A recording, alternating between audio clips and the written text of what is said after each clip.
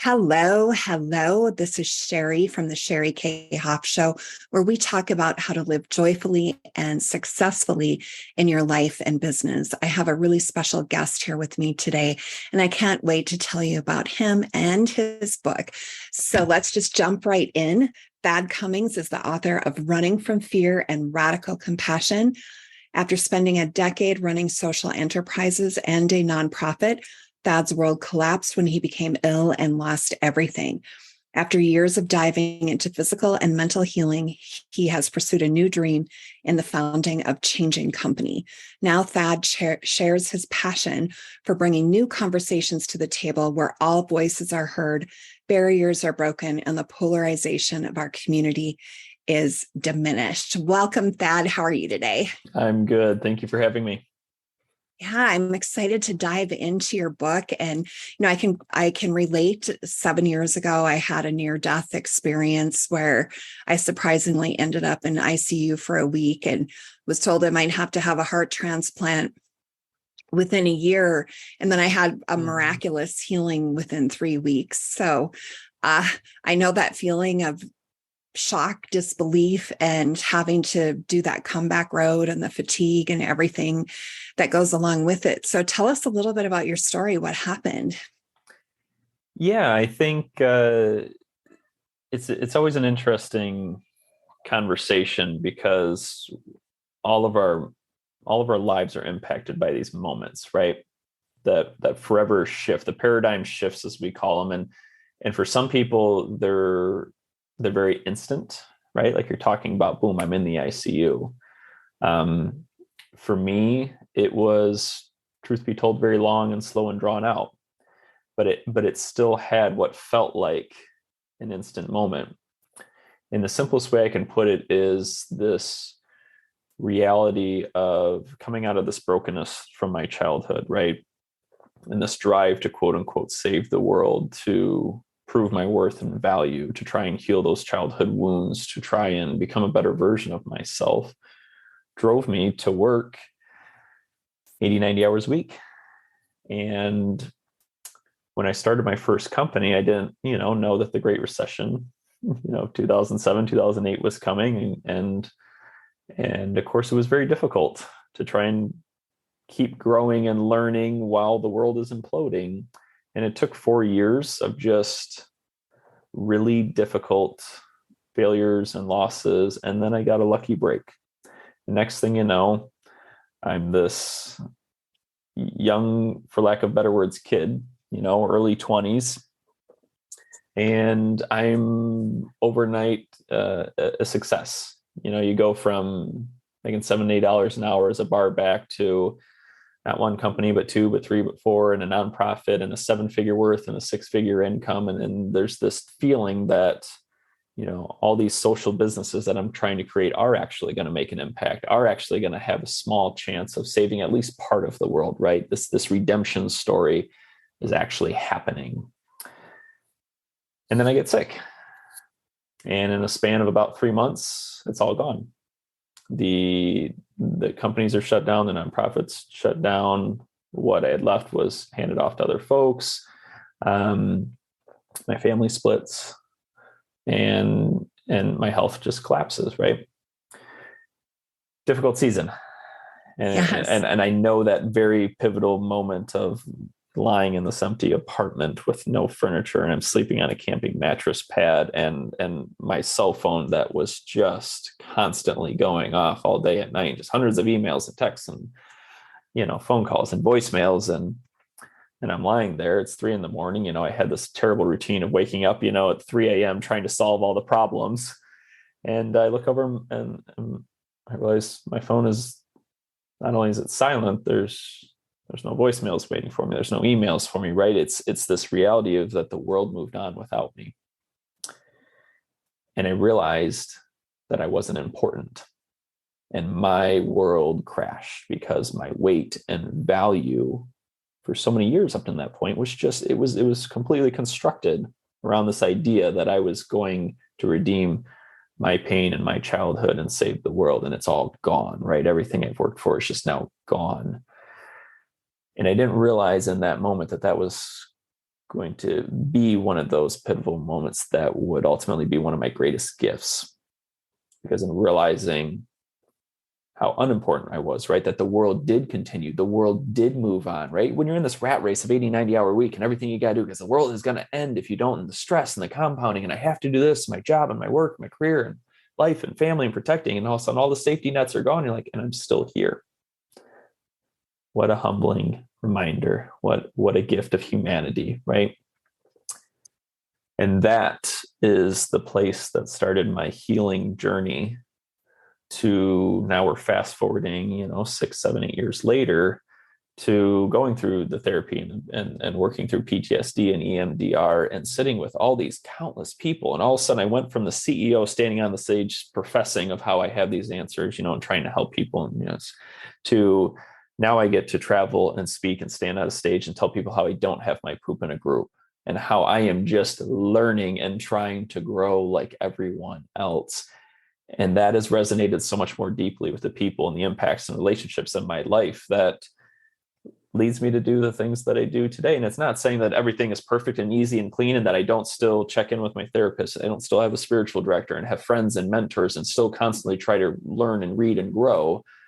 But my groundedness and joy is so much deeper now that I quote unquote lost it all. Mm-hmm. As the American standards than when I did have it all. Mm-hmm. Wow, that's an incredible story and so inspiring. And I think, I started my business in 2007 too. And I jumped off a cliff, quit my job. And then, 2008 hit and I was like, oh my God, nobody is hiring coaches because they don't have any money, and so, but I think what happened for me is I realized if I could make it through then, I had the resilience to kind of make it through anything. But, I had my own realization of, that moment when I was in the hospital and, here you are, you're almost dead. And the hospital administration's talking to you about bills and insurance and I was the kind of person, I was on top of everything. I was on a 21-day trip. So this happened when I was on vacation.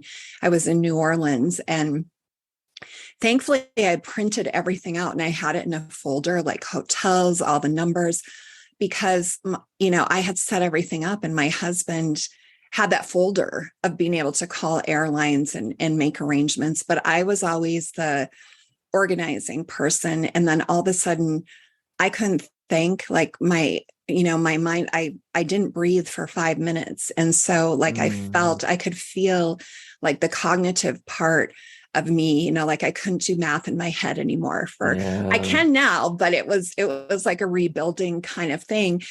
And at the same time, they wouldn't let me leave the hospital without a $3,500 life vest that would shock me if my heart stopped. And, that's not a fun medical expense to have, but all of a sudden it just meant nothing. And I had this freedom of realizing the pressure of everything was really nothing. And it was so freeing. And I feel like I came out of that experience. I grow through everything I've gone through. I've gone through death, tragedy, but I had this, I felt like I had like angel dust, like sparkling off my body because I, had faced death, gone to the other side, came back and realized everything is pretty peaceful. And it's me that makes things tense and disruptive. Yes. So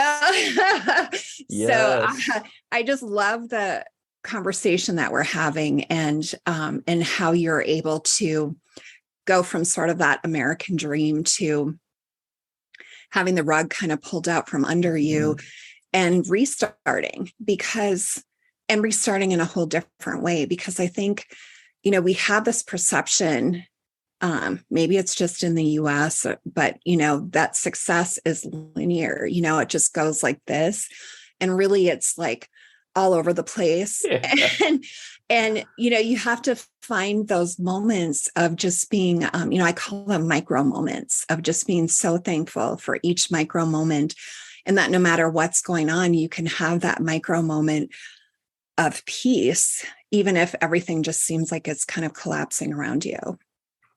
Absolutely. I think it's, I had a very specific experience, right, that relates to what you're calling almost like that angel dust, that release of fear and all those sorts of things, right, that I'm still working through all these years later, right? It's not like it was like boom, done, and I was perfect, but where I tasted that life without fear, right, and that freedom and the joy in that. And I'm going to be honest, it was actually quite terrifying for me, because the whole basis of my life, my whole basis of my being is surrounded in fear of not having enough money, fear of my health collapsing, fear of not being able to take care of my daughter, fear of running companies and the businesses and school. And I'm right. And all those things that naturally drive us. And you take that away and it's like, whoa, hold on. Who am I without that fear? And I would say that's a really good way to reflect on the journey that I've had these past however many years, trying to live more authentically into that, because I've been so lucky to have so many, like I said, so many mentors in my life. I mean, it's, people like Irene Butter, and she survived the Holocaust, right? Most of her family was taken in the Holocaust. And sitting and talking with her and hearing those stories, or, maybe easier examples, more common that people might know would be, I think of Viktor Frankl in his book, Man's Search for Meaning, or when people talk about the Dalai Lama, and it's just this idea that even in the worst of humanity, right, Viktor talks about finding joy there. And if it's possible to find joy in a concentration camp, it's possible for you anywhere. Or the Dalai Lama, where he can sit with one moment and just cry, and in the next moment sit with that next person and laugh. And those could be seconds apart, right? But his ability to be fully present in that moment, to live it, to experience it, and then to let it go. And I hope that it's just that reminder of so many people that are carrying so much weight and so much stress and so much pain and so much burden and so much trauma, that hopefully there's voices that can resonate to say that doesn't have to be the final say, right? Mm-hmm. Mm-hmm. Yeah, it's interesting that you brought up Viktor Frankl, because one of my pivotal points in my life happened for me in the early 90s, when I was on bed rest, and I was a super active person, and I was pregnant with my first daughter, and I was on bed rest. And to me, it was like a death sentence, of just like, you mean I can only get up for 1 or 2 minutes every hour, and I had to have people take care of me. And then my mom bought me Stephen Covey's 7 Habits book. And I read that book, and it really put me on the path that I'm on today, because it, first of all, the stories he tells, and he talks about Viktor Frankl, which is, what introduced me to Viktor Frankl and Anwar Sadat, and stories of, just really dramatic paradigm shifts. And it made me fully realize just the power that thoughts have over creating our entire reality. And so I was like 27 when I learned that lesson. And of course, it's been an ever evolving journey, and lots of things have happened since then.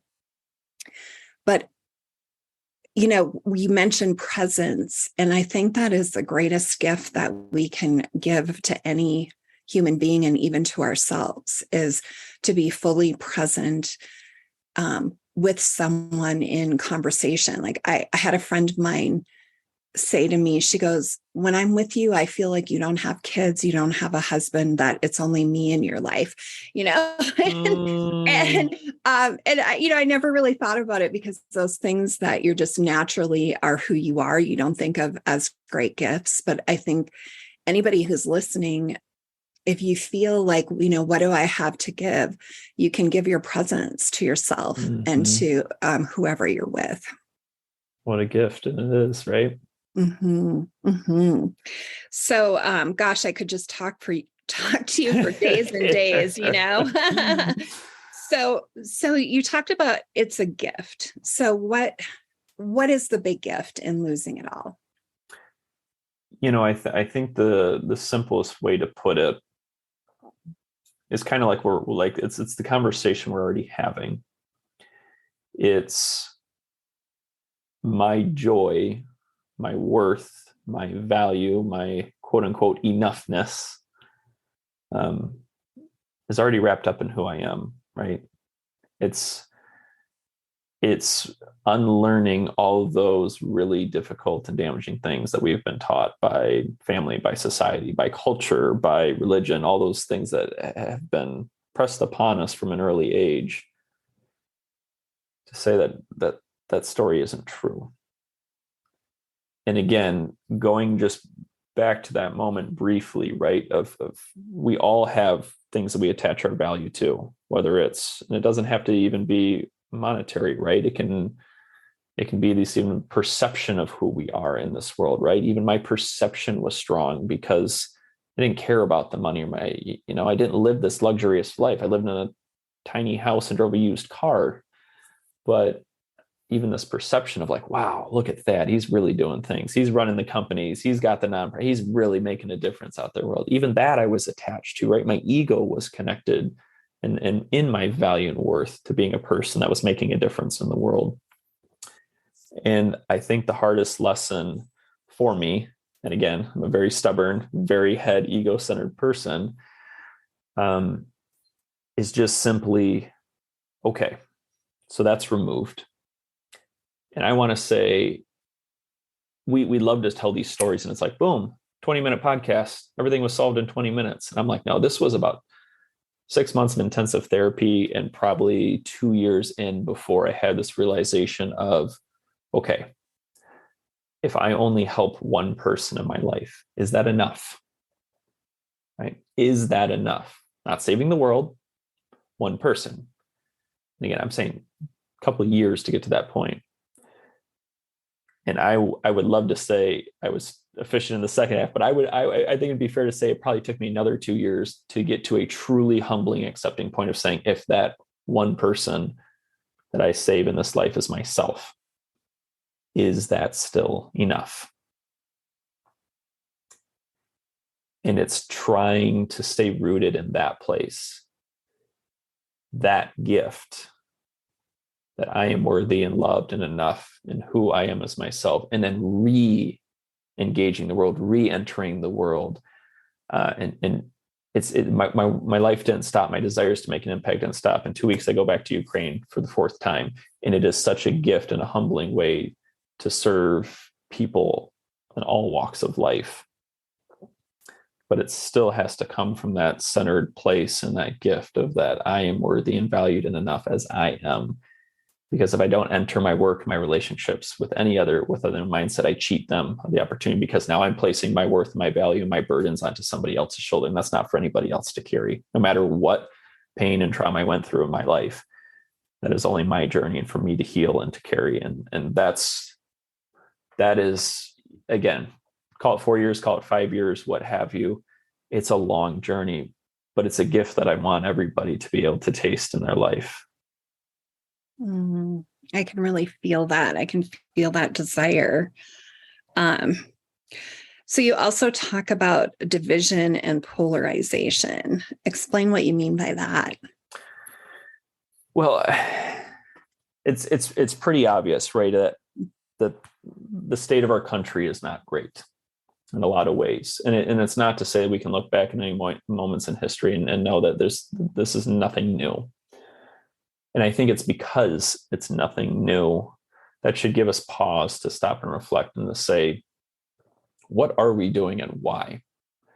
And we can go easy and cheat and just say, politics, for example, right? And it's just very simple to say there is so much research. I'm trying to think of the Scout Mindset. I'm trying to think of the author, her last name, Julie. It'll come to me. But a really great humbling book that she wrote just on the reality of the research behind what I would summarize as, even when you think you're right, you're wrong, right? And we engage so many ideas, beliefs, constructs with this notion that we have all the answers. And yet, how many of us look back and go, okay, did I have this exact same construct 5 years ago, 10 years ago, 20 years ago? Is it possible my mind is going to continue to change and evolve? So why am I holding so tightly right now that I'm willing to go to war and to hate people, right? When I go to Ukraine, that is literally war over division, right? And why is that an acceptable result? Where is the humility? Where is the perspective? Where is the opportunity to stop and listen? And so one of the projects that I started was I have this group, we call it the Gathering, Gather GR, and it's just in my backyard. And I have friends. A perfect example would be Daryl Davis. He's a Black man married to a white woman who converts Ku Klux Klan members out of the Klan, right? He does that by sitting with people who think that he is the worst scum of the earth. And he hears their story and he listens to them and he listens to their pain and he respects them enough to do that they turn around and do the same thing, right? It seems extreme, but it's almost like, well, we're already in an extreme environment. We need extreme responses to that. Mm-hmm. And I think all these folks that have so much to offer us, to teach us, we need to listen to them for our own sanities, because I know it doesn't bring anybody any joy to get in a Facebook fighting rant, right? For hours on end, and you don't change anybody's mind, and you only create more division. And so why are we so obsessed with being right and protecting our egos versus asking questions about how we could be wrong? Or do we truly understand other people and their differences? Mm-hmm. And I have to eat my own words. I've grown to be a person of faith, and I realized, the other day, I technically worship a Jewish man, and I never even been in a synagogue. And so I started going and meeting with all the local rabbis here in town. And I even went to Muslim mosques and to sit with them and to hear their struggles. And it's in my faith and my beliefs and are not now somehow shattered or stepping out of the line, whatever these fears are that we have of engaging with whatever the other side is for you and your beliefs. Those are our opportunities to grow and learn from each other and make this world a better place. Mm-hmm. Right. Mm-hmm. Yeah. It makes me think of this idea that, people will say, well, I don't care. I focus on the truth, but what is truth? I mean, is there any truth? Like almost any statement that someone would say, this is truth, you could find cracks in it. Mm-hmm. But people get really entrenched in the idea of that. So, so I think these are conversations that need to happen. And I love the respect and place of love that you come from instead of a place of judgment, because we're seeing so much judgment on social media and it's not helping. It's creating further polarization. So also you mentioned reorienting ourselves to humility and perspective. This is one I could summarize very quickly by saying one of the examples. So say I go to speak at a corporation. I give the advice that if you are the highest paid income earner, have lunch once a week with the lowest paid income earner in your company, and they will teach you more about your company than your entire board can. Right. Mm-hmm. And this is true in every industry. I've gone back to school. I'm getting my nurse practitioner's license. I work in the ERs all through COVID and all sorts of things. And it's just as true there as when I was in the business world or the hospitality world or manufacturing. And so those are universal principles that then apply to our personal lives, right? And the humbling part is just going back to it, right? Like I can send anybody loads of research about the psychology of why your mind thinks it's right, even and why you think you're walking a mile in another person's shoes and why you physically can't do that and why that's actually a very bad fallacy. So if we can just get to that humbling space to just say, okay, we're actually all quite full of ourselves. That's the humbling place to start. And we think we're having perspective, but we're not actually listening to each other. How can we grow and learn from each other and pick any hot topic, pick sexuality, pick race, pick politics, pick religion, and say, okay, well, if you're a Muslim, go befriend a Christian, right? If you are homophobic, go befriend a transgender kid, right? You will learn more. I come back to this quote from Irene Butter, and she wrote this beautiful book called Shores Beyond Shores. But I remember when I first sat with her, and she just said to me, an enemy is a person whose story whom you do not know. Wow. And that is what I mean when I'm talking about humility and perspective. Mm. Well, tell us where people can find your book. I know that, everyone listening is going to want to hear and read more. So how can we do that? You can, the books are on Amazon, running from Fear, Radical Compassion, changingcompany.org, spelled just like it sounds, or social media. I'm not great with social media. I try to keep engaged with it, but I'm on Instagram and Facebook at Thad Cummings. And, I always appreciate when people read and engage with the material, challenge me. I grow and learn and all that as well. And so I'm always grateful for feedback and people taking the time to engage in any of these conversations, because they're all important, right? We could probably talk for hours on any of these topics because that's how important they are. Yes, we could. So, gosh, we've covered so much. What is the one or two things that you'd love for people to take away from this conversation here today? The one thing that I would love to say, because that people are listening that need to hear this, it's just this simply rooted a reminder that you are loved and enough just as you are, no matter your background, no matter your history, no matter your baggage. Pain happened, hurt people, and we pass that hurt on when we are hurting ourselves. All that aside, you are still enough and worthy and loved just as you are. So powerful. I just want to thank everyone listening, and I want to wish people a good morning, good afternoon, good evening for wherever you are in the world. I love you and have a beautiful day. Talk to you soon. Bye-bye.